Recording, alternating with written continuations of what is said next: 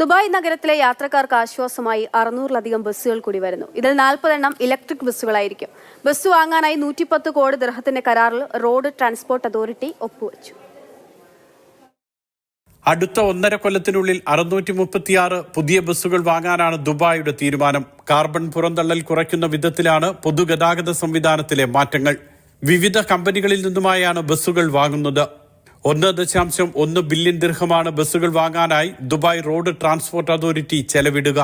ഡ്രൈവറുടെ പെരുമാറ്റം, യാത്രക്കാരുടെ എണ്ണം, ആകെ വരുമാനം തുടങ്ങി വിവിധ വിവരങ്ങൾ ശേഖരിക്കാൻ കഴിയുന്ന സാങ്കേതിക സംവിധാനം ബസ്സിലുണ്ടാകും. 70 ബസ്സുകൾ ഇരുനില ബസ്സുകളായിരിക്കും. അടുത്ത വർഷം അവസാനിക്കുന്നതിനു മുൻപ് ഘട്ടം ഘട്ടമായി ബസ്സുകൾ നിരത്തിലിറക്കും.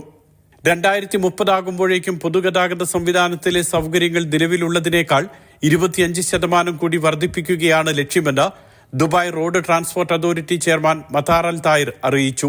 Mathrubhumi news, Dubai.